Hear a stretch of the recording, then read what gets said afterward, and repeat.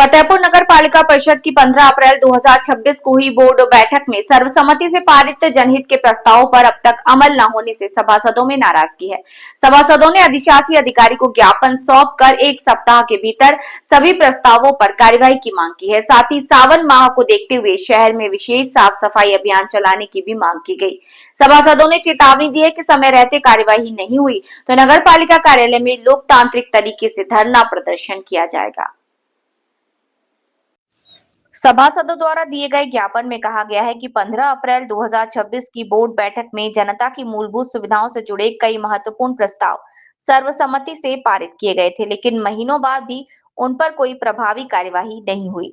इसे लेकर नगरपालिका प्रशासन के प्रति जनप्रतिनिधियों में नाराजगी देखने को मिली है। ज्ञापन में अटल बिहारी पार्क के संचालन के लिए स्वयंसेवी संस्था या फर्म नामित करने, झाऊपुर में साउथ सिटी जोन कार्यालय के निर्माण, फुटपाथों और खाली मैदानों की सफाई के लिए कर्मचारियों की भर्ती, शव वाहन की खरीद तथा विभिन्न विभागों में जारी निविदाताओं के सफल ठेकेदार से अनुबंध कर कार्य शुरू कराने की मांग की है। इसके अलावा शासनादेश के अनुरूप कंप्यूटर ऑपरेटरों की आउटसोर्सिंग के माध्यम से नियुक्ति करने की मांग भी दोहराई। सभासदों ने साफ कहा है कि यदि 1 सप्ताह के भीतर बोर्ड में पारित प्रस्तावों का क्रियान्वयन शुरू नहीं किया गया और लंबित कार्यों पर कार्यवाही नहीं हुई तो नगरपालिका परिषद कार्यालय में लोकतांत्रिक तरीके से धरना प्रदर्शन किया जाएगा। इसकी पूरी जिम्मेदारी नगरपालिका प्रशासन की होगी। फिलहाल सभासदों की मांगों पर नगरपालिका प्रशासन क्या कदम उठाता है, इस पर सभी की नजर बनी हुई है। तारीख से सावन का जो पवित्र माह है उसकी शुरुआत होने वाली है।